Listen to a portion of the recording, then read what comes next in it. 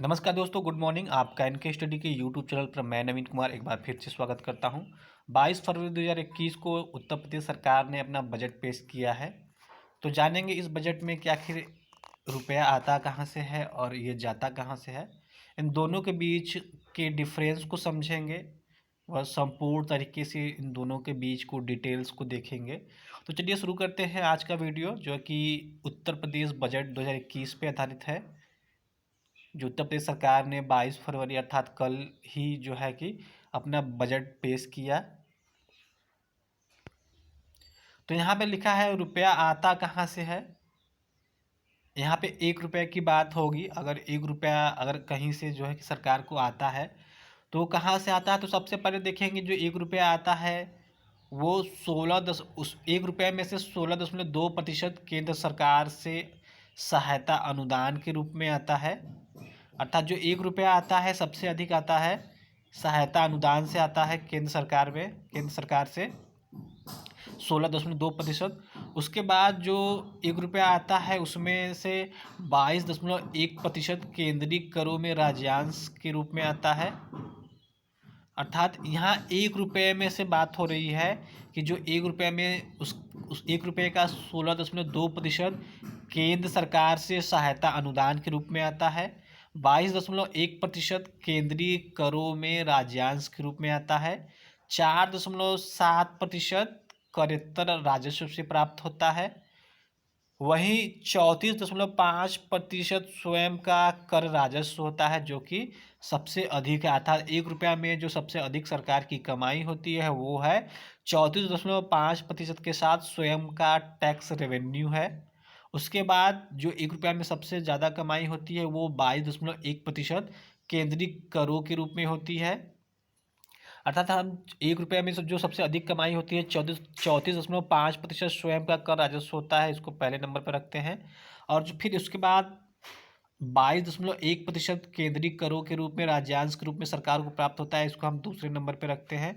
उसके बाद 16.2% केंद्र सरकार से सहायता अनुदान के रूप में प्राप्त होता है, इसे हम तीसरे नंबर पर रखते हैं। साथ ही साथ आपको भी ये फिगर फैक्ट याद रखना है कि 1 रुपया में तीन जो सबसे टॉप के हैं कि कहाँ कहाँ से आता है। अब उसके बाद आगे बढ़ते हैं। 4.7% तो करेत्तर राजस्व के रूप में प्राप्त होता है सरकार को। 7% समस्त लेन देन का शुद्ध परिणाम होता है। अर्थात 1 रुपये में 7% जो है कि समस्त लेन देन का शुद्ध परिणाम होता है।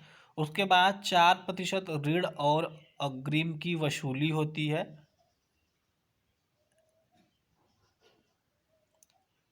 फिर फिर दशमलव एक यहाँ पे 0.4% है। 0.4% ऋण और अग्रिम की वसूली होती है। फिर 0.1% आकस्मिक निधि का शुद्ध होता है, आकस्मिक निधि शुद्ध होता है। 14% लोक ऋण होता है। उसके बाद जो लोक लेखा शुद्ध है वो 1% है। तो फटाफट एक बार फिर से इसको रिवाइज कर लेते हैं कि 1 रुपया आता कहाँ से। तो 1 रुपया जहाँ से आता है उसमें से 16.2% केंद्र सरकार से सहायता अनुदान के रूप में प्राप्त होता है। 22.1% केंद्रीय करों के रूप में राज्यांश के रूप में प्राप्त होता है। 4.7% करेत्तर राजस्व के रूप में प्राप्त होता है। 34.5% स्वयं का कर राजस्व होता है। 7% समस्त लेन देन का शुद्ध परिणाम होता है। 0.4% ऋण और अग्रिम की वसूली होती है। 0.1% आकस्मिकता निधि शुद्ध होती है। और 14% लोक ऋण होता है। वहीं 1% लोक लेखा शुद्ध होता है। इसको आप जोड़ेंगे तो कुल 100% आएगा, अर्थात 1 रुपये का ये हिसाब है। चलिए बढ़ते हैं कि आखिर जब 1 रुपया आता है तो रुपया कहीं जाता भी होगा, तो 1 रुपया कहाँ जाता है। तो रुपया कहाँ जाता था, जो सरकार कमाती है उसको कहाँ कहाँ खर्च करती है। तो दोस्तों इसमें सबसे जो खर्च होता है रुपया जाता कहाँ है, तो सबसे बड़ा जो खर्च है वो है पूंजीगत परिव्यय है। पूंजीगत परिव्यय के रूप में सरकार जो है 21.1% खर्च करती है। उसके बाद 13.7% जो है कि वेतन सरकारी कर्मचारी के होते हैं, उस पर खर्च करती है 13.7%, अर्थात ये दूसरे नंबर पे है।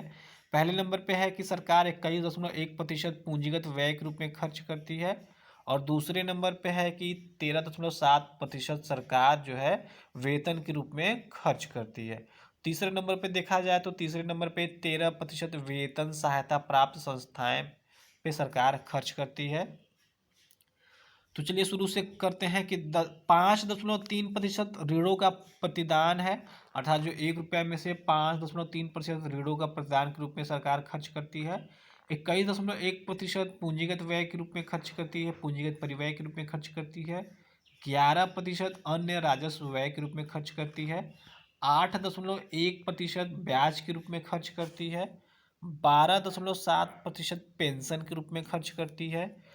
8.2% सहायता अनुदान के रूप में खर्च करती है। 3.4% सब्सिडी के रूप में खर्च करती है। 3% स्थानीय निकायों को समनुदेशन के रूप में सरकार खर्च करती है। वही 0.5% ऋण एवं अग्रिम के रूप में सरकार खर्च करती है। इसको फिर से रिवाइज किया जाए तो रुपया जाता कहाँ है, अर्थात 1 रुपया कहाँ कहाँ खर्च होता है। तो ऋणों के प्रतिदान के रूप में सरकार जो है 5.3% खर्च करती है। 21.1% पूंजीगत परिव्यय के रूप में खर्च करती है। 11% अन्य राजस्व व्यय के रूप में खर्च करती है। 8.1% ब्याज के रूप में खर्च करती है। 12.7% पेंशन के रूप में खर्च करती है।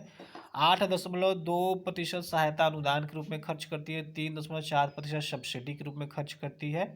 3% स्थानीय निकायों को समनुदेशन के रूप में खर्च करती है। 13% वेतन सहायता प्राप्त संस्थाएं के रूप में खर्च करती है।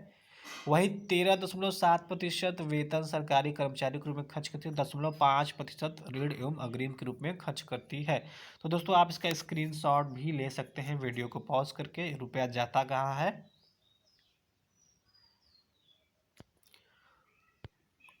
और ये आपके सामने रहा रुपया आता कहाँ से है। तो दोस्तों अगर यह वीडियो आपको पसंद आता है, यूपी बजट 2021 से संबंधित यह वीडियो पसंद आता है, इसको जरूर से लाइक करें। चैनल पर नए हैं तो जरूर सब्सक्राइब करें। यूपी बजट से संबंधित कुछ और भी विशेषताएं आपको दूसरे वीडियो के माध्यम से देखने को मिलेगी। तब तक बने रहिए एनके स्टडी के साथ। धन्यवाद।